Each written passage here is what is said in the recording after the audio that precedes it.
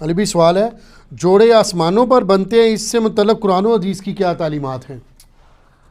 دیکھیں جی، جوڑے آسمانوں پہ بننے کا صرف ایشو نہیں ہے، بلکہ سب کچھ ہی آسمانوں پہ ہی ہو رہا ہے۔ تقدیر کے اندر تو اللہ تعالیٰ نے اپنے ڈیوائن وزڈم سے چیزیں لکھ دی ہوئی ہیں، ٹھیک، البتہ ظاہر ہے کہ اس کی ایگزیکیوشن دنیا میں ہوتی ہے، لیکن اس کا یہ مطلب نہیں ہے کہ آپ نے جو ہے وہ دنیاوی طور پہ نہیں چیزوں کو دیکھنا۔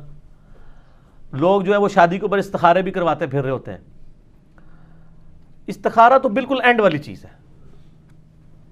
استخارہ تو اللہ سے مشورہ ہے، بندوں سے بھی مشورہ کرنا ہے۔ نبی علیہ السلام نبیوں کے صحابہ سے مشورہ کرتے تھے، استخارے پہ نہیں سب کچھ چیزوں کو چھوڑ دیا ہوا تھا۔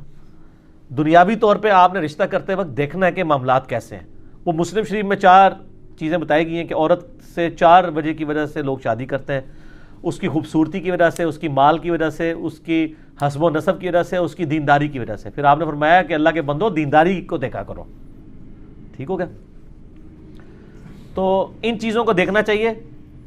باقی اگر کسی کی قسمت میں کوئی مسئلہ لکھا ہے تو وہ تو آپ دیکھ لیں، حضرت نوح علیہ السلام اور لوط علیہ السلام 2 پیغمبر ہیں، سورہ تحریم کا آخری رکوع پڑھ کے دیکھ لیں، ان کی بیویاں بھی کافرہ نکلی ہیں، وہ ایک علیحدہ معاملہ ہے۔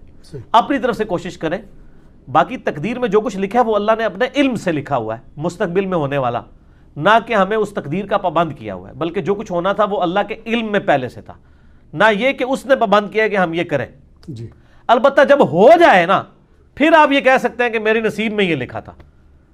ایک بندہ پیپر دینے کے لیے اسکول ہی نہیں جاتا اور فیل ہو جاتا ہے، پھر کہ جی میری قسمت میں ہی لکھا تھا، وہ تو خود ہی نہیں گیا، خالی پیپر دے آیا، فیل آیا ہے، ٹھیک ہے؟ تو قسمت میں یہ لکھا تھا کہ اگر خالی پیپر دے گا تو فیل ہی ہوئے گا، اور اگر پڑھایا دے گا تو پاس ہو جائے گا، یہ بھی لکھا سی قسمت، تو اسی وہ اڈاپٹ کر لیا، ٹھیک ہو گیا؟ باقی دعا کی تو امپورٹنس ہے، صحیح مسلم میں حدیث ہے، جو شخص یہ چاہے کہ اس کی عمر دراز کر دی جائے اور اس کے رزق میں برکت ہو تو وہ اپنے رشتہ داروں سے صلہ رحمی کرے۔ رشتہ داروں کے ساتھ اس نے سلوک کرنے سے آپ کی دولت بھی بڑھتی ہے اور عمر بھی۔ اور رشتہ داروں میں پہلے نمبر پہ ماں باپ، بیوی، بچے اور بہن بھائی ہیں، باقی بعد میں۔ لوگ رشتہ داروں سے فوراً سمجھتے ہیں کزنز، اور بہن بھائیوں کو چھوڑ دیتے ہیں، ماں باپ کو چھوڑ دیتے ہیں، بیوی بچوں کو چھوڑ دیتے ہیں۔ تو بخاری اور مسلم دونوں میں یہ حدیث ہے کہ جس شخص کی یہ خواہش ہو کہ اس کے رزق میں برکت ہو اور عمر میں برکت ہو جائے، وہ اپنے رشتہ داروں کے ساتھ اس نے سلوک کرے۔ ظاہر ہے اس نے سلوک یہ ہے کہ آپ نے اخلاقی طور پہ بھی اور مالی مدد بھی ان کی کرنی ہے، ٹھیک۔ تو اس کا مطلب ہے دعا سے تقدیر بدلتی ہے، لیکن یہ بھی تقدیر میں لکھا ہوتا ہے کہ اس کی عمر تو تھی 60 سال، اس نے اپنے بہن بھائیوں کے ساتھ اس نے سلوک کیا، ہم نے اس کو 80 کر دینا ہے۔ اب وہ کرے گا تو ہو جائے گا۔ اب دنیا میں اگر کوئی شخص بسم اللہ پڑھ کے ساکٹ میں 2 انگلیاں دے دے گا تو انشاءاللہ تعالیٰ وہ مر جائے گا۔ فزیکل فنامنا تو چلیں گے نا، گہانی آفتیں ٹلتی ہیں دعاؤں سے۔ جو آپ آفت اپنے اوپر خود لائیں گے وہ تو نہیں ٹلے گی۔ آپ بسم اللہ الذی لا یضر پڑھ کے تو کوبرا سام کے منہ میں ہاتھ دے دیں تو یہ تو نہیں ہے، ناگہانی آفتیں ٹلیں گی۔ تو تقدیر کا مسئلہ بھی ہے۔ یہاں پہ بھی جوڑوں پہ لوگ کہتے ہیں نہیں میری قسمت میں لکھا ہوا تھا، ہاں جو ہو جائے اس کے بعد آپ کہہ سکتے ہیں، جس طرح بخاری مسلم میں آتے ہیں آدم علیہ السلام نے کہا کہ میری قسمت میں یہ لکھا تھا، تو ظاہر ہے پھر واقعی لکھا ہوا تھا۔ ایک بندے نے بھی غلط کام کیے نہیں اور کہ جی میری قسمت میں لکھا ہے کہ میں کرنا ہے،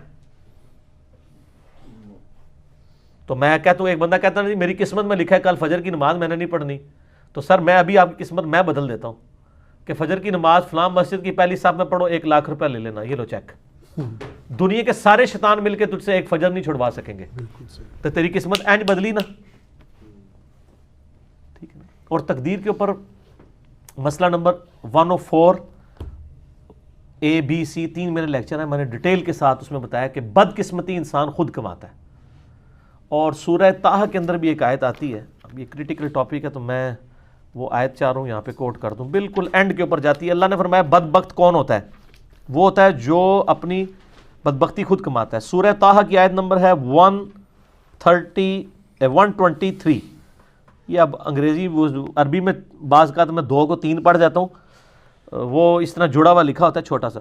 اس میں ہے کہ آدم علیہ السلام کو جب اللہ تعالیٰ نے زمین پہ اتارا تو کہا قَالَ اهْبِطَا مِنْهَا جَمِيعًا، ہم نے کہا کہ اب تم دونوں زمین پر اتر جاؤ، بَعْضُكُمْ لِبَعْضٍ عَدُوٌّ، تم میں سے بعض کا دشمن ہوگا، فَإِمَّا يَأْتِيَنَّكُم مِّنِّي هُدًى، اب جب کبھی کوئی ہدایت کی بات میری طرف سے تمہارے پاس آئے گی، یعنی نبیوں کے ذریعے کتابیں، فَمَنِ اتَّبَعَ هُدَايَا، جو کوئی ہدایت کی پیروی کرے گا، فَلَا يَضِلُّ وَلَا يَشْقَى، جو کتابوں کی پیروی کرے گا نہ گمراہ ہوگا نہ بدبخت ہوگا۔ قرآن کی پیروی کرنے والا بدبخت نہیں ہوتا. سبحان اللہ. قرآن کہہ رہا ہے سورہ طٰہٰ آیت نمبر 123, جو نبیوں پر اتری ہوئی کتابوں کی پیروی کرے گا لا یضل ولا یشقی. ٹھیک ہے جی, نہ وہ گمراہ ہوگا اور نہ شکی ہوگا. کیوں؟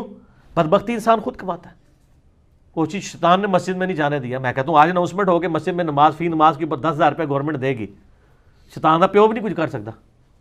اور اس کا سائملٹینیس کنٹراسٹ ہے, اگر ایک نماز چھوڑنے پر اللہ تعالیٰ کی طرف سے دنیا میں ہی عذاب آنا شروع ہو جائے تو کوئی شخص بھی نماز سے غافل نہیں ہوگا. اگر انسان مسجد کی طرف نہ جائے تو اس کے پاؤں پہ اسی وقت فالج گرے تو اگلی نماز کے لیے تو کہے گا یا اللہ ایک بار میری ٹانگیں ٹھیک کر دے, میں پہلے جا کے مسیتی پہ جاؤں گا. تو دنیا کو اللہ نے فزیکل چیزوں کے ساتھ جوڑا ہوا ہے, آخرت چونکہ ادھار ہے, چھپی ہوئی ہے, اس لیے انسان جو ہے اس معاملے میں سستی کر جاتا ہے. ٹھیک ہو گیا. ٹھیک.